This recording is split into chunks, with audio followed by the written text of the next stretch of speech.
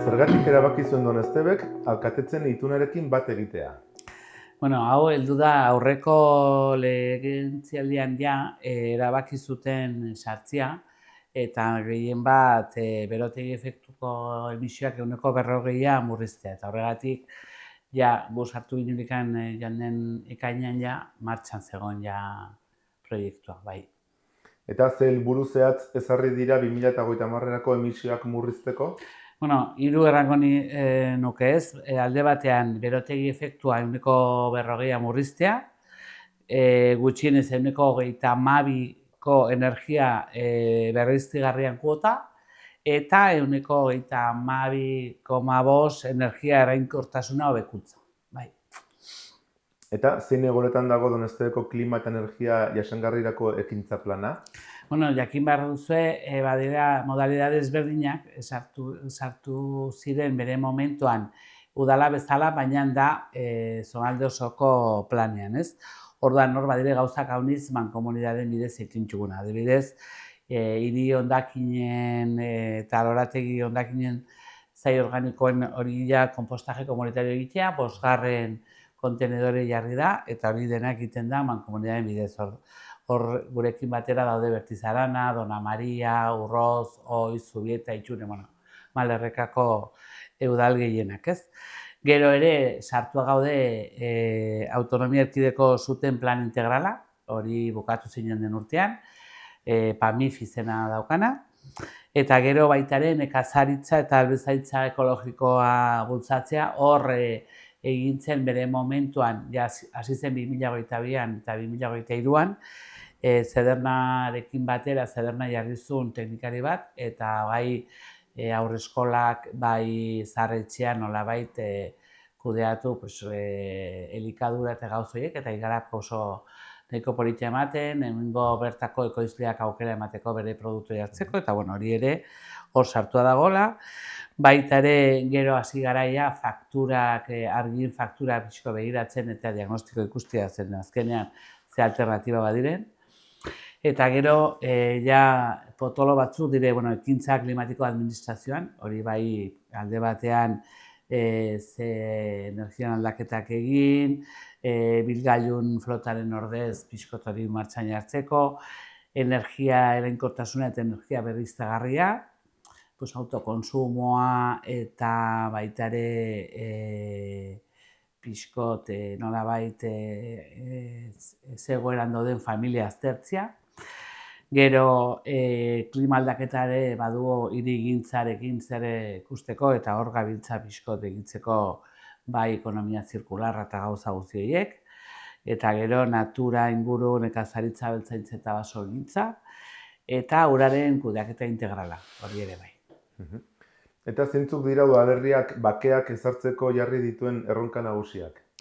Erronka nagusia, alde batean ikusten dula ura dagokienez nolabait begitu beharra dugu ze iesa ditugun eta ze kontrola, gero hirigintza ere bai begitu beharra dugu, zer ikusten dugula hor mugikortasuna eta irrigartasuna eta gauzaiek nola lotu, eta gero baita ere, estin komentatu nintzuna, zaborrena eta hori dena, energia, zaborra,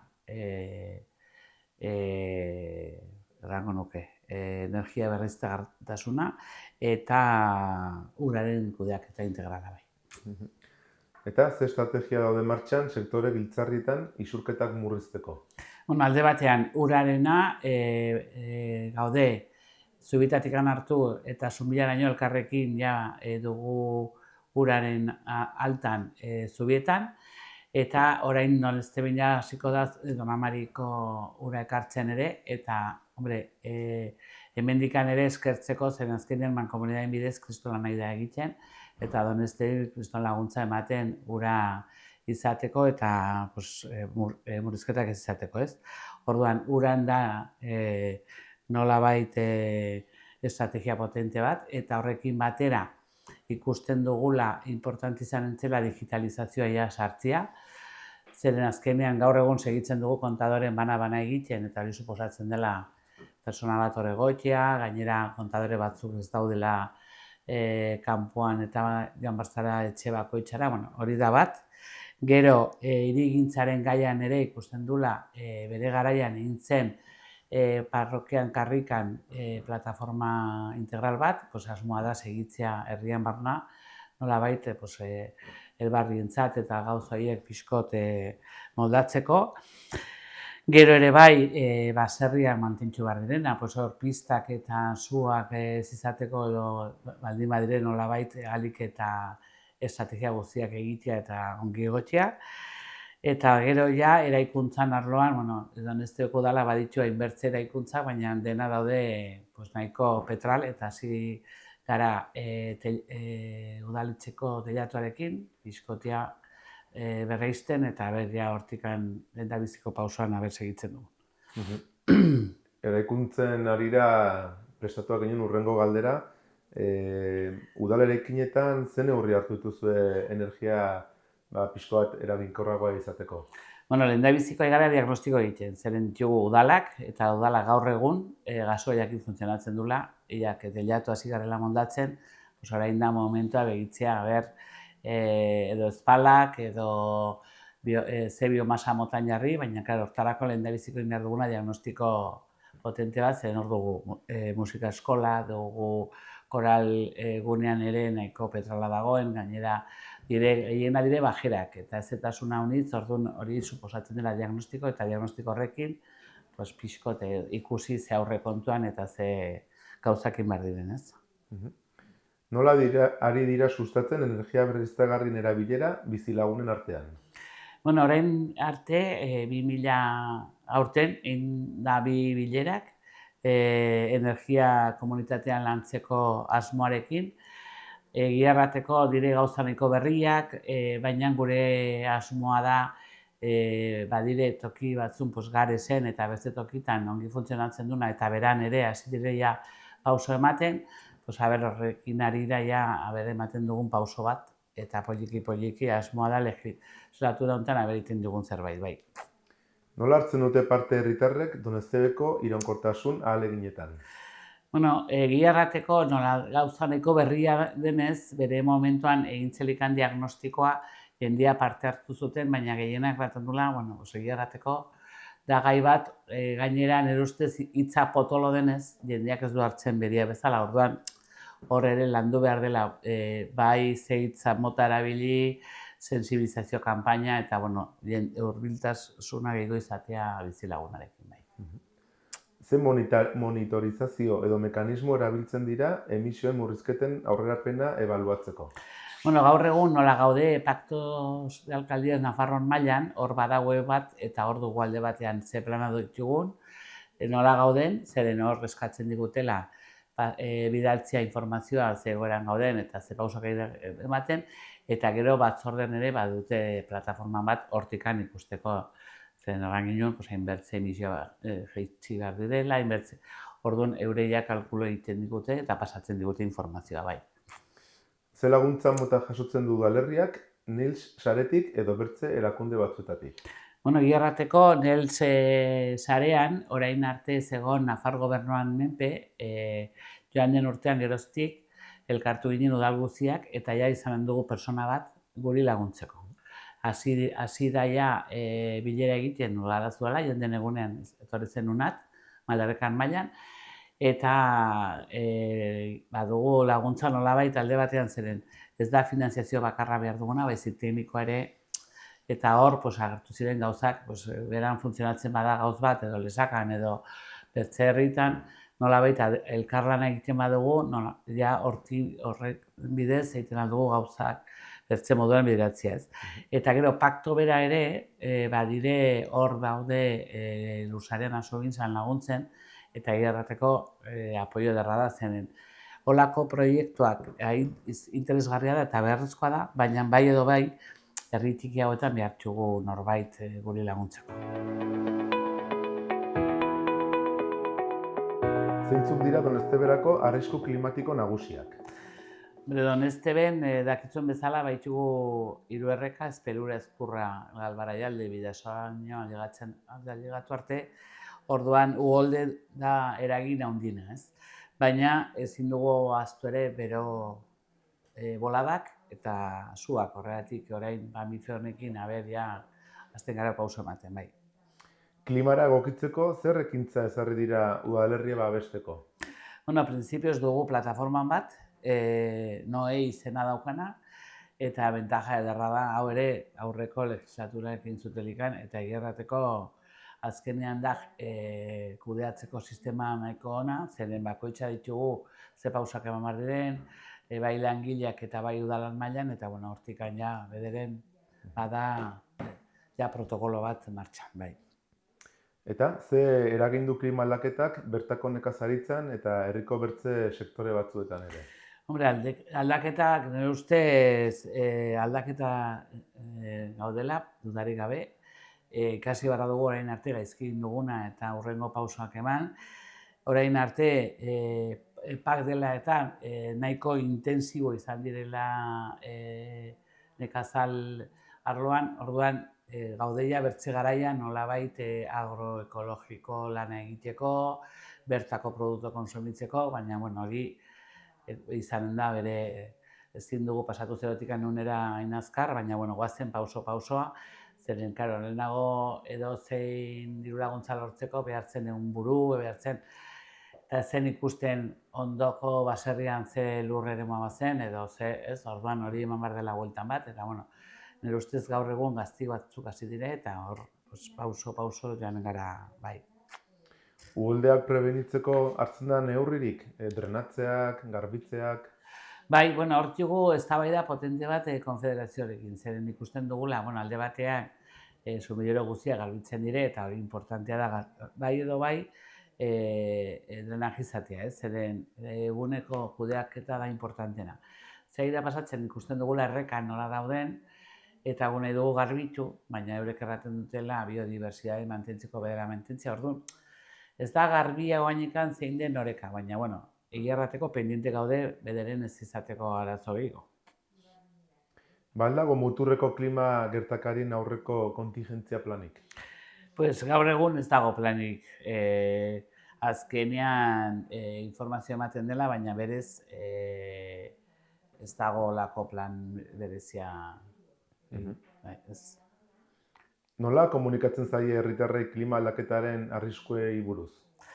Orain klima aldaketa bezala ez gara hasi, baina uholden kasuan adibidez ja bada protokolo bat, zeren nahiko identifikatu dauden, non dauden aurrizkoan, orduan lehendabiziko gauzak egiten da, jakin bezaila laster nola heldu den erreka, ja hasten gara ja harremanetan, ez? Nire ustez importantea da konfiantza sortzea eta ahalik eta budona denak gainean egotea, ez? Baina orokorrean hasi behar garela bai sensibilizazio kanpainak, informazio kanpainak, pixkot hitzaldiak eta Eta herritarrek nola jakiten dute uholde baten berri? Pues asuntoa da plataforma honen bidez, noen plataforma bidez baduzu aukerarik eta segidoan gaur egun WhatsAppen bidez abizten duzu erranez, kontuan ibili, bira, ja laranjan gauden, gorrien gauden edo berden gauden, ez? Eta ja, zeren nola bidatzen dizute momento berean mezu guztiak, hor laguntzen digu haunitz bizilagunari pasatzeko, ez? Orduan jendia ja prest dauden, zeren badire etxe batzuk ja jaso bezain laster ja ze koloretan dauden, hasten dira altzariak igotzen, edo jaten dira beste pisura, bada hortarako nahiko ongi funtzionatzen du, bai. Eta ze baliabide gehigarri uste duzu beharko liratekeela Donostebeko resilientzia klimatikoa indartzeko? Nire ustez, haiztin aipatu nizuen bezala, teknikon mailan laguntza izugarria behar dela, zen azkenean inguru giroko tekniko izateko edo espezializateko zaila dela, orduan olako laguntza tekniko importantea da, eta nolabait finanziazioa, zeren ez da hemen importante da prebentzioa, eta prebentzioa izateko behar dugu inbertsioa egin, haiztin komentatu nizuna drenaje ongi izateko, karrikak ongi mantentzia eta errekak nolabait zen azkenean naiz eta konfederazioan hor egon, azkenean udalan ardura da eta udalan mantentzu behar hori dena. Laguntzen aldu Donostiak bertze udalerri batzuekin klima egokitzeko ekimenetan? Dudarik gabe, zen azkenean guk ikusten dugula plan honetan ez bagara klima aldaketa egoera honetatik ez bagara elkarrekin atetzen ezin da. Bakarrik ez dut imaginatzen al. Ja plana berak elkarrekin dela eta badire gauzak gehienak bai malerrekan mailan eta nola ez bortziri malerreka bastan eta xaretarekin batera bai edo bai dela.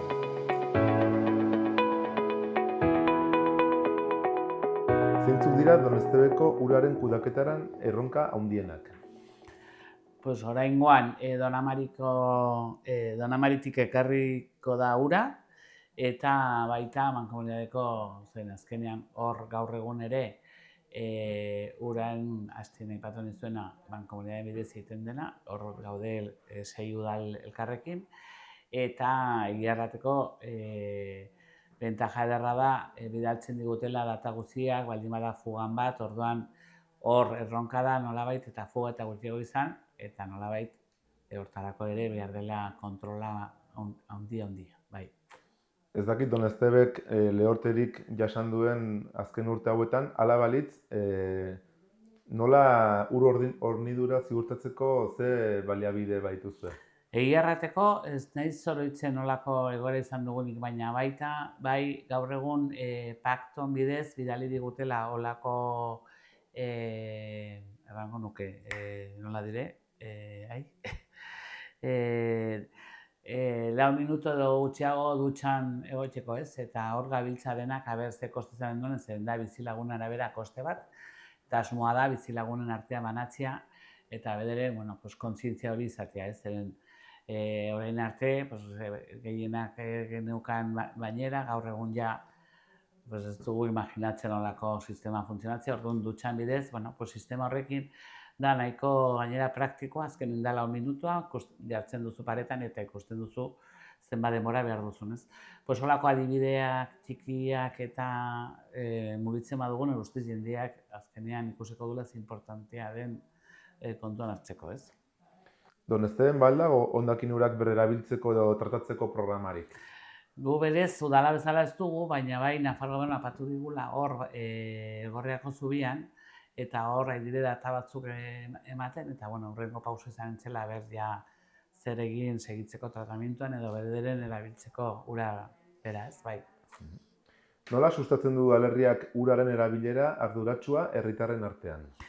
Alde batean, kanpaina nahi dugu egin, zer orain arte arazo potolo izan zela uholdena, baina kontuan hartu behar dilela ura ez da betirako, eta bai edo bai behar dela pausoak eman, eskolakoekin lan egin, eta hor egiarrateko, gainera nahiko berde gauden, aberria azten garen kanpaina berezi batzu sortzen, bai. Ze ekintza egiten dira ura espazio publikoetan kontserbatzeko? Hemen Donezteben egiarrateko piztina estali ez dugu, eta duguna dire gehien bat itxurriak, eta hor alde batean lehenago zen, akizu, itxurriak botatzen zuen, gaur egun ja kontrolatzen dira, nolabait ez duzu erabiltzen nahi duzun moduan, eta hor baita kontrola dugun pixkot ura eta baliabidea nolabait konserbatzeko, ez. Zein ingurumen hezkuntza mota eskaintzen da herriko ikastetxeetan ura erabiltzeko eta kontserbatzeko gaietan? Hor, azkenean ingurumen hezkuntza nolabait gaude esploran sare batean, eta hor lan gehiago egiten dela ez bakarra biodibertsitatea, baina hor importantea da mantentzea zer dugun, baina baita ere bizilagunen artean, zeren herri txiki hauetan, gero eta jende gutxiago ditugu, orduan mantentzeko kostatzen zaigu inbertze.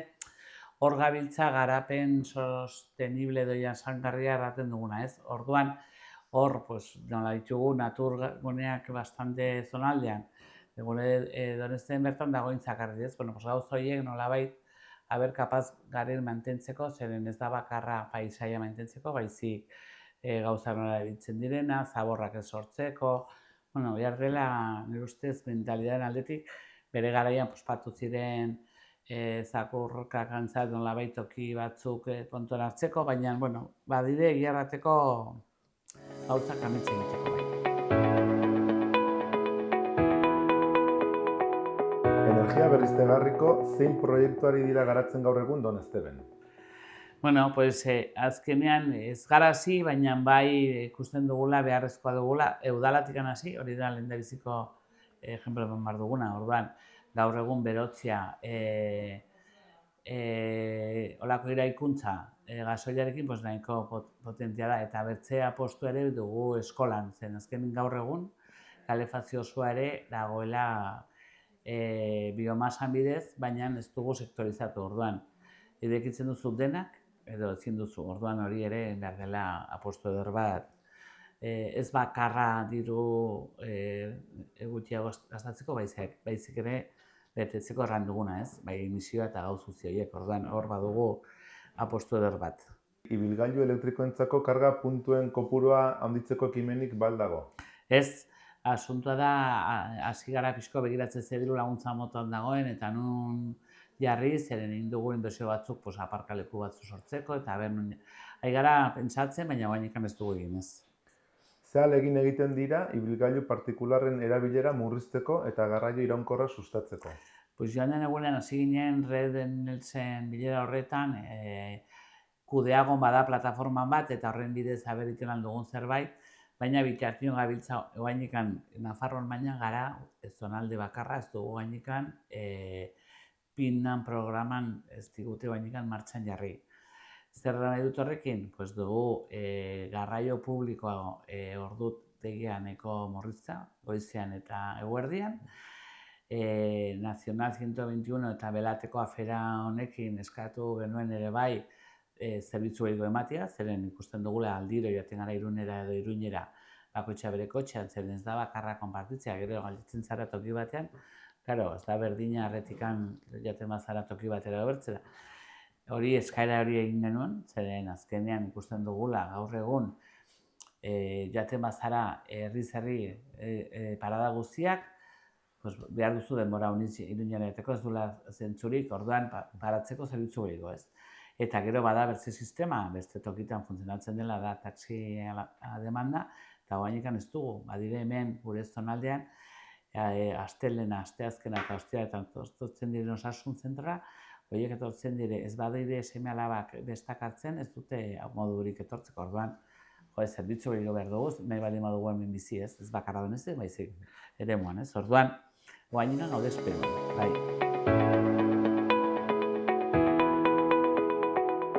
Zeintzuk dira gaur egun Donostiak dituen ingurumen arazo nagusiak?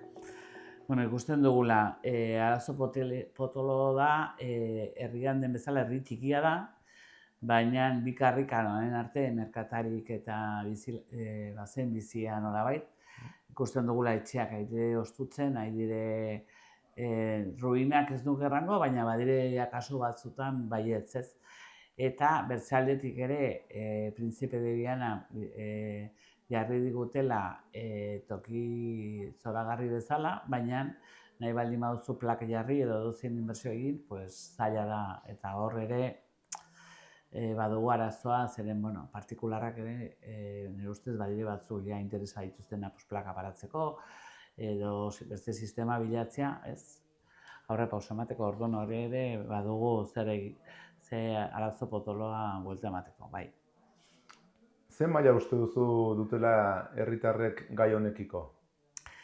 Nire ustez ez hainbertze, zeren azkenean jendia aztien erranizuna ez, hitza potoloa dire, igual badire batzu ja hortan lan egiten duna, baina segun nola solasten duzu, igual ez du ematen, orduan eman bar dela bertze buelta bat, eta nire ustez importantia izan entzela nolabait, igual talde bat sortu, eta gai horrekin ja, beti auzolanen nintzen zen bezala, olako gaiak ere elkarrekin lan egitea bizilagunarekin, dudarik gabe. Udalak badu ekimenik hau garatzeko? Gaur egun egiaratzeko ez du gaunitz, baina, alde batean lan egin behar dugula bai bertako langileekin, zeren azkenean udala daudenak ere, batzutan solasten duzu herritako jendikin, eta igual bertako langileak ez dakit zertan gabiltzan, orduan ere lan egin behar dela, bai, kontzientziazioa, bai zerbitzu publikoan eta bai herriko jendikin, bai. Donostiako ikastetxean, baldago ingurumen zaintzaren garrantziaz ikasleak kontzientziatzeko hezkuntza programarik? Bai, badakigula egiten dutela olako programa bereziak, baina behin eta berriro komentatu ginen bai zuzendaritzarekin eta bai irakaslekoekin, azkenean ezin dugu funtzionatu udala, eskola, orduan hori ere nahastu behar dela pixkot eta plazeratu eta ate behar dugula gaiak ere karrikara, zen azkenean zaborran kasuan ikusi zen denak eramaten da eskolara, baina eta gero batzutan aurrak eurek gurasoi erraten diote nola inberdien gauza ez, hori dena ere eman behar dela buelta bat, bai. Ez dakit, Donosteben talde ekologistarik baden, hala balitz, ze ginkizun dute tokiko ingurumen arazoak eta identifikatzeko edo konpontzeko? Donosteben berez ez dago, Malarrekan bai, zeren bere momentuan eoliko gaia dela eta etorri ziren, eta nire ustez hor ere badugu zer egiteko, zen azkenean ikusten dutela udala ritmo batean eta eure bertzean, orduan nahiz eta desberdina izan, baina bakoitzak hartu behar du gure errola eta elkarlana egin behar dugula, izan dire puntuak ez gaudela ados egonen, baina bertzeak bai, orduan hor ere eman behar dela buelta eder bat, bai. Hala ere, erten alda udalak baduela hartu emanik talde ekologistekin? Bai. Gure asmoa da, nahiko irekia gara hortarako eta edozein proposamena beti prest gaudea ditzeko, baina egiarrateko berez Donostebeko talde bezala ez daudez. Igual mugitzen da gehiago Malarrekan mailan, bai. Zehalagin egiten dira hondakinen sorrera murrizteko eta herritarren artean birziklapena sustatzeko? Alde batean, hor ere sartu bezain lasten izan genuen arazoa, zeren, karo, baziren ja 3-4 punto neko konfliktiboak, zaborra nola uzten zen. Gero, nire ustez, oainika kontzientziazioa honitz falta da, zen jendea ikusten dula, norbaitek torko da, garbitzuko dugu eta listo, ez.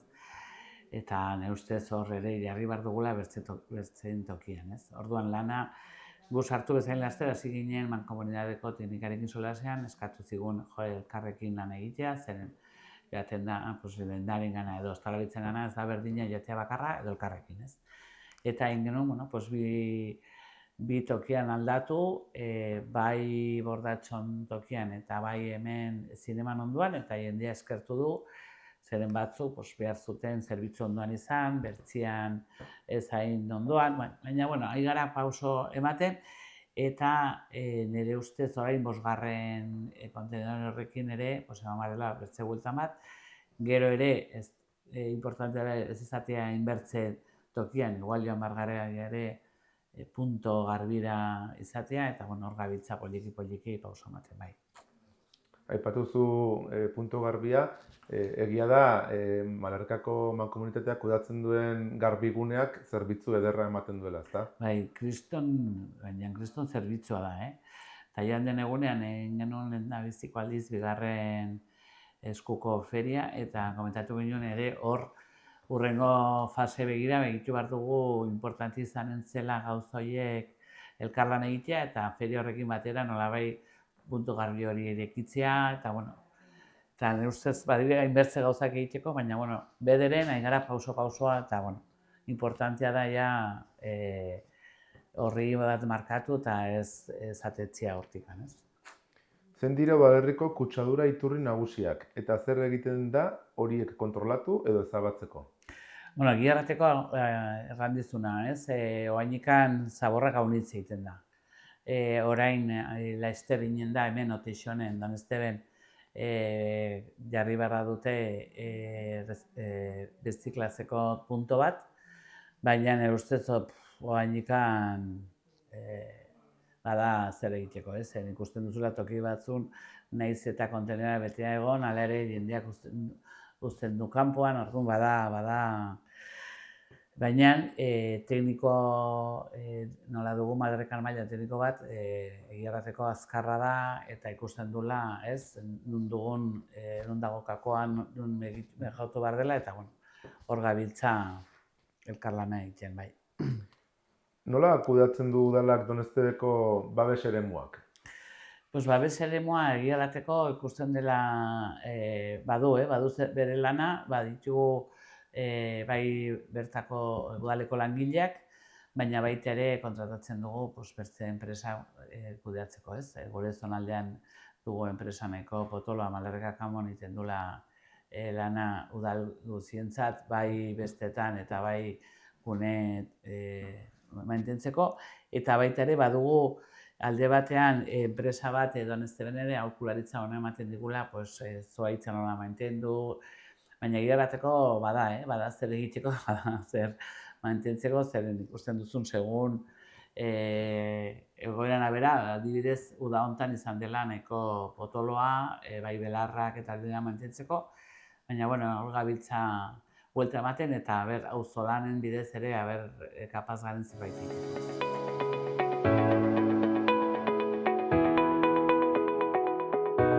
Ze prebentzio neurri ezartzen dira Donezteben uholde eta suten arriskuak murrizteko, eta nola ari dira komunitatearekin gai horietan lanean? Alde batean, importantea da, drenaje guztia garbi izatea, eta hortarako giarrateko bizilagunak aldiro sumatzen bautu zerbait, etortzen dira, hemen ikusten duela badera zerbait, orduan, nire ustez importantea da, konfiantza sortzea eta gainean egotea, ez? Eta gero komunitatea eta komunikazioa horra hastin aipatu nizuna, ez? Bai, WhatsAppan taldeen bidez, noen plataforman bidez, hor, ahalik eta gehienak erabili, ez? Zein da udalaren jarrera interes ekologikoko eremuetan parke eolikoak edo harrobiak jartzeari buruz? Zein ingurumen ebaluazio prozesu aplikatzen da? Hor, bere momentuan, dakizun edo ez, baina izan dire Nafar gobernuatik bidali ziguten nola baziren bi enpresa nahi zutela hemen jarri, Donezteben baita, Bertizarana, Arantzan, Etxalarren, hor elkartu genuen bai Nafar gobernuekin eta gure udal mailan, eta ingun ekarpena guztiak, ez du zentzurik, ez? Zen azkenean, ematen duela gabiltza bakarra gaude toki zoragarri batean, paisaia izugarri politia, baina derrepende etortzen zaizu olako enpresak eta olako ideiak eta gantza bera zer dago, ez? Orduan, hor, ustez importantea da elkarlan egitea eta horre egin genuen, ekarpena guztiak egin genuen denen artean, nahiz eta udal bakoitza bidali Nafar gobernura, eta printzipioz gaur egun nahiko geldi dago gaia, baina bai gure solastu genuen guren artean hurrengo pausa izan entzela ere zer nahi dugun, ez? Zeren beti gabiltza alrebez. Segun ze eskaren arabera, guk erantzuna ematen duguna, baina igual landu behar dugula, eta bai importantzen zela ekologista taldekoekin eta bertzerkartekoekin, zer ereduan nahi dugun, ez? Landu gure zonaldean, ez? Hori da aldera potoloa duguna.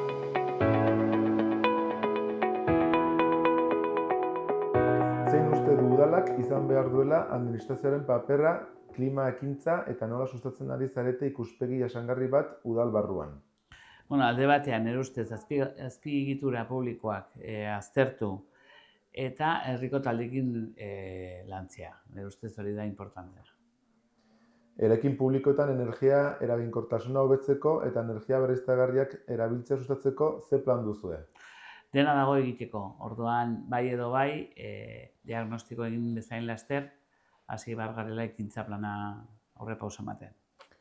Zein ekintza nagusi ari zarete garatzen tokiko garraioaren isurpenak murrizteko eta mugikortasun jasangarria alternatibak sustatzeko? Nire ustez, garraio publikoa bai edo bai zerbitzu gehiago izan, baita plataforma bat sortu kotxeak konpartitzeko eta mugitzeko, eta gero auzolanan bai edo bai lan egin behar dela elkarrekin. Nola egokitzen ari zarete Doneztebeko hirigintza klima aldaketaren erronkara eta zein proiektu dira azpiegitura erresilienteagoak lortzeko? Nire ustez hor badire ere hastin aipatu nizuna. Badugu etxe bizitzak haunitz hutsa daudenak, pribatu daudenak, eta hor ertze pauso eman behar dela hirigintzan arloan etxe bizitza izateko gaztentzat. Zer norman komunitatea intxuko pisuak, dena betea daude eta badugu zerrenda izugarri jendeak etxe bizitzean bila daudenak. Ze neurri hartzen dira edo zarete hondakinak murrizteko eta ekonomia zirkularra sustatzeko, etxeko eta enpresetako mailan?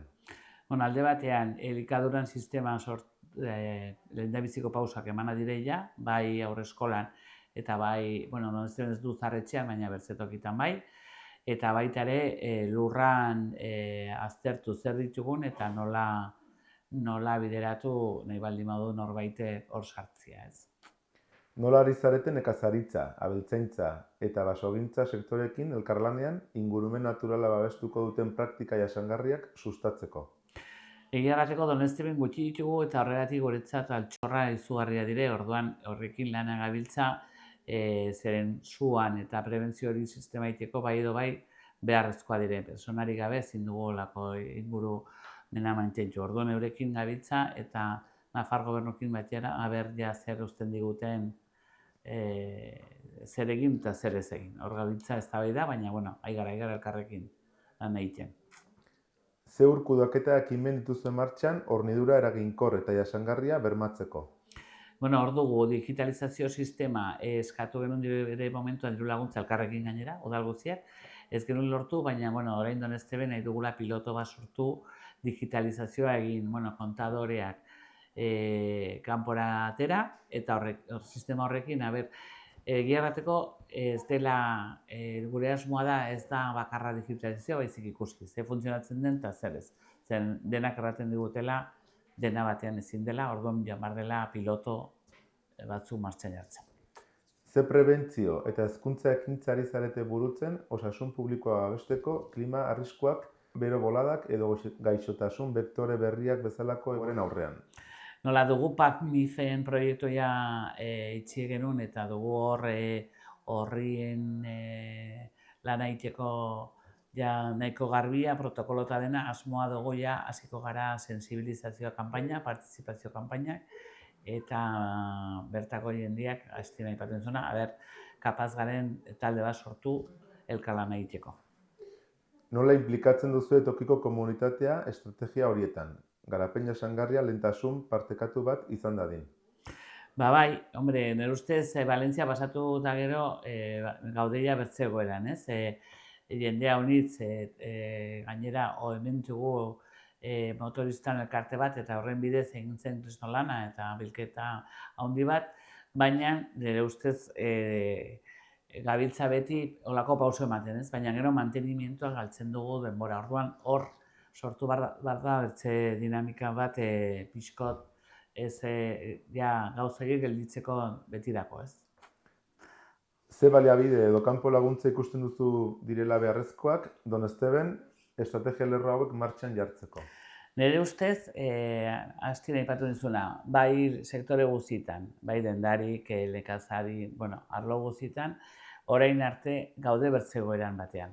Klima aldaketa etorri da gelditzeko, eta hori zer nahi du elkarlan egin behar dugula. Orduan, utzi behar dugu gure ni, eta goazen gu elkar egitea. Nahiz eta gu elkarrekin egitea kostatuko da, orduan, bai edo bai aldatu behar dugu gaur egungo sistema.